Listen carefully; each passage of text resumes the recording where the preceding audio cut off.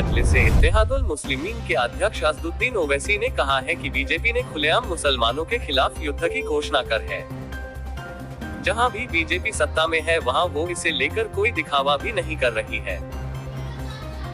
उन्होंने कहा कि राजनीतिक पार्टियों आम आदमी पार्टी, कांग्रेस और शिवसेना के बीच कौन कितना बड़ा हिंदू है ये साबित करने की होड़ लगी हुई है। आप देखेंगे कि कई राज्यों से ये मामला सामने आया है। आपने देखा करौली में क्या हुआ, झारखंड में क्या हुआ और लाउड स्पीकर को लेकर महाराष्ट्र में क्या हो रहा है। एक कभी ना खत्म होने वाला चक्र बन चुका है, क्योंकि हर राजनीतिक दल के पास अब कोई वैचारिक आधार नहीं बचा है।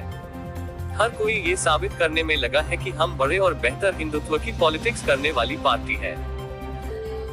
अखबार से बात करते हुए मध्य प्रदेश के खरगोन में सरकार की बुलडोजर कार्रवाई पर ओवैसी ने कहा कि ये दुर्भाग्य है कि मीडिया भी जमीनी हकीकत नहीं दिखा रहा है। जो खरगोन में हुआ है वो बेहद भयावह है। वहाँ ऐसे मुस्लिम परिवार हैं जिन्होंने 3-4 दिनों से खाना नहीं खाया है, क्योंकि उनके घरों को इससे दिया गया है कि उन घरों से पथराव किया गया था। जो मध्य प्रदेश में हुआ है और जो दिल्ली में हुआ, उससे सीधा संदेश मिल गया है कि बीजेपी कानून के शासन पर यकीन ही नहीं करती है। हम मेरे जैसे लोग खरगोन में सबूत मांगते हैं तो ये कहते हैं कि हमारे पास वीडियो है जहां इन घरों से पत्थर फेंके गए। ओवैसी ने कहा कि दिल्ली में आपने देखा होगा कि दिल्ली बीजेपी प्रमुख ने 20 अप्रैल को चिट्ठी लिखकर दंगाइयों के अवैध अतिक्रमण को हटाने की मांग की थी। अब यह तय करने वाले आप कौन होते हैं कि दंगाई कौन है और कौन नहीं? ये तय करना कोर्ट का काम है। जो बीजेपी कर रही है वो विजिलेंट जस्टिस है। यह आखिरकार कानून के शासन को कमजोर करेगा। मस्जिद का गेट गिराया लेकिन मंदिर के अवैध निर्माण पर कोई एक्शन नहीं।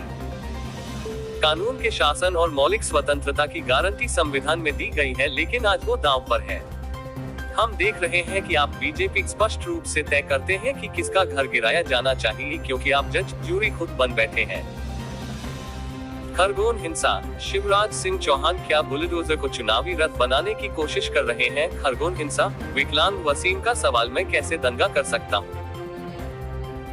अब अगर बीजेपी सभी अतिक्रमणों को ध्वस्त करने को लेकर इतनी गंभीर है तो 2019 में आवास और शहरी विकास मंत्रालय ने कहा कि दिल्ली में 1797 अनधिकृत कॉलोनियां हैं।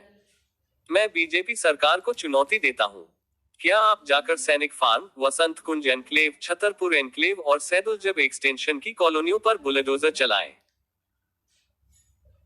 2008-09 में दिल्ली विधानसभा के